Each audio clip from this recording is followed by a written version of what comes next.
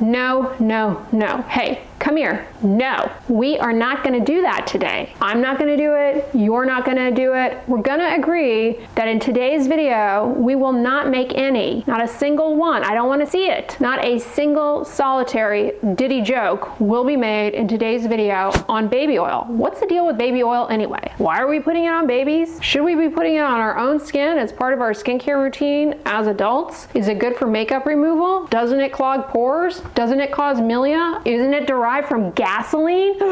Let's discuss. Baby oil is mineral oil plus fragrance. A lot of people love and adore the fragrance of baby oil. Some people not so fond of it. However, if you are allergic to fragrance, as can happen, then baby oil is off the table for you. Mineral oil, however, in baby oil and in other products is really what is doing a lot of the heavy lifting and has tremendous benefit for the skin. In contrast to fragrance, which is added to the mineral oil to make baby oil, you really are not going to develop an allergy to mineral oil. There's nothing about mineral oil that the immune system cares to recognize moving forward. So you're good in that regard. Mineral oil is a complex mixture of highly refined hydrocarbons derived from petroleum. Yes, petroleum. Shocking and appalling, but don't you worry. Mineral oil is very, very, very refined, very purified, and is very, very safe for the skin. It's more than a byproduct of petroleum. It's this highly purified, refined, safe substance that is not only widely used in cosmetics, but also in medicinal applications, as well as in food. It is safe enough, food grade mineral oil that is, to ingest. It's a highly specialized substance. When it comes to applying to the skin, mineral oil offers amazing benefits for moisturizing the skin. Contrary to what the clean beauty movement will have you believe, mineral oil is derived from nature. Thanks to the clean beauty movement, as well as other fear-mongering campaigns, mineral oil is not utilized in skincare as frequently as I think it should be, especially facial skincare. And that boils down to likely many myths and misconceptions that consumers have with regards to mineral oil. One factor that makes mineral oil great in skincare and cosmetics is that it is inert, very stable, doesn't oxidize, degrade. Your immune system's like,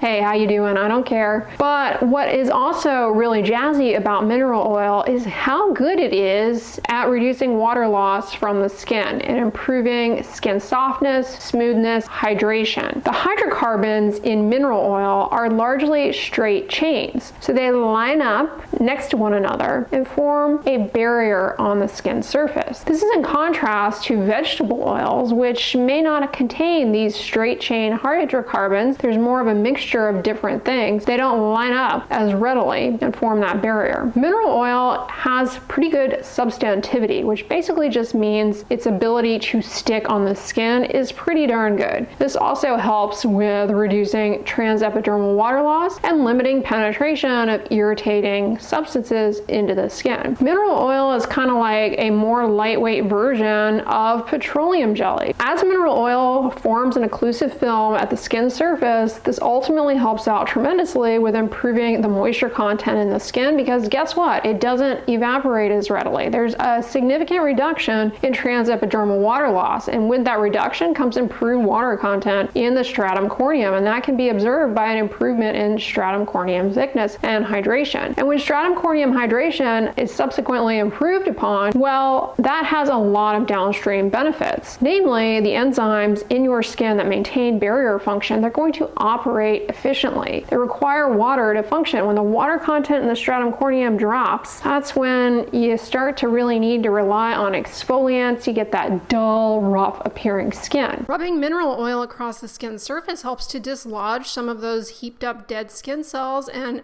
offers a bit of mechanical exfoliation.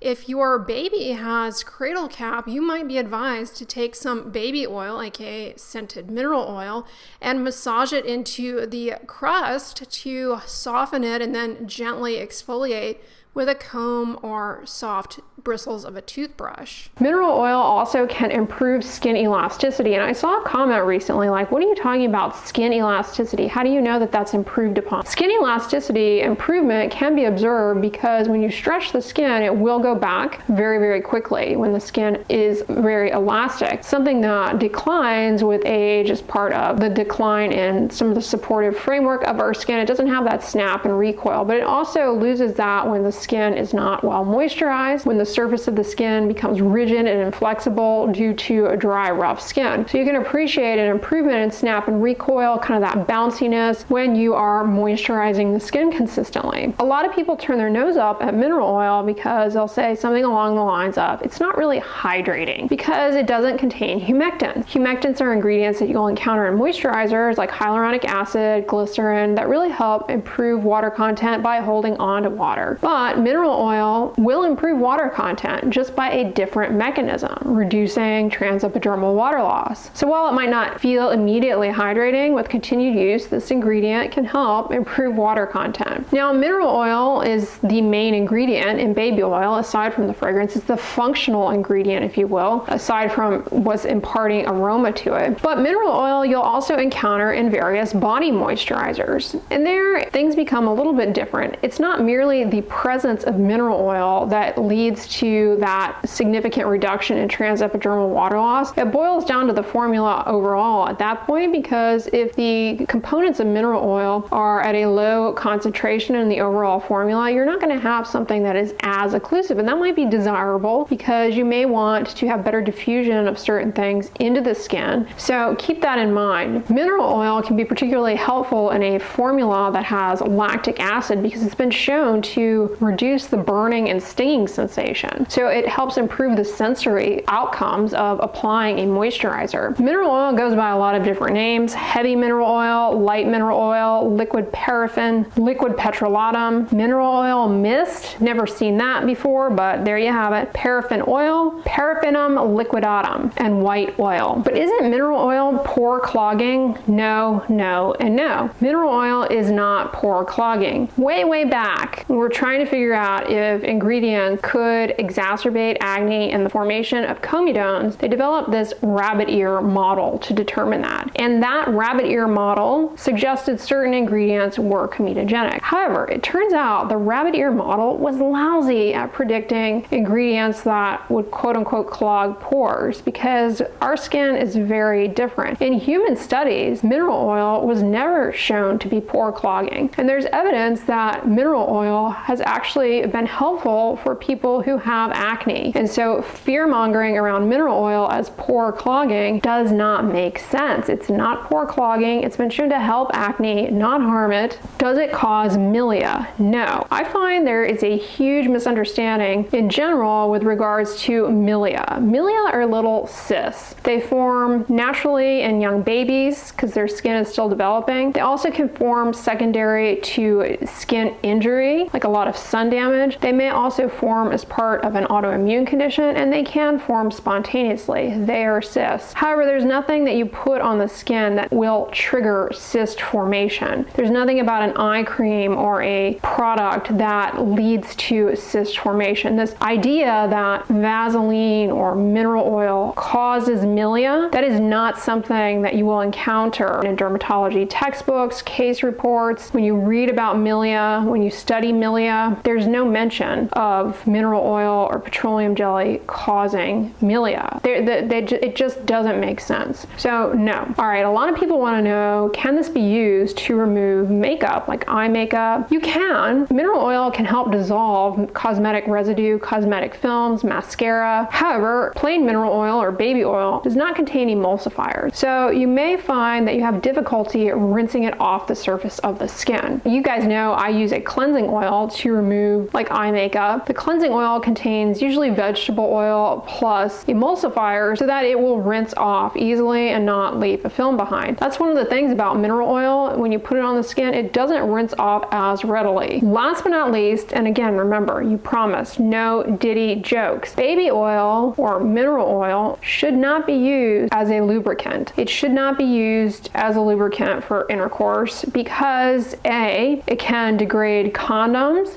diaphragms. B, it's very irritating to the vulva and can be very irritating to mucosal surfaces. It's not intended to be used that way. C, it's been shown that when used in that fashion to increase the risk of different infections as well as irritation to the vulva. You should never use baby oil or mineral oil as a lubricant, not intended for that purpose. So in summary, mineral oil in baby oil is a great ingredient. Baby oil is fine if you like the scent, if you don't mind the scent, but be aware the fragrance that they add to baby oil could be something that you become allergic to and ultimately causes you problems. It'd be great if Johnson & Johnson would come out with a fragrance-free quote-unquote baby oil, or just call it the oil. I'd love to see that. Now you also can find mineral oil in the laxative section of your drugstore. They sell it on Amazon and it's usually pretty affordable, although in recent years it's gotten kind of expensive, at least in the drugstores. Maybe that's just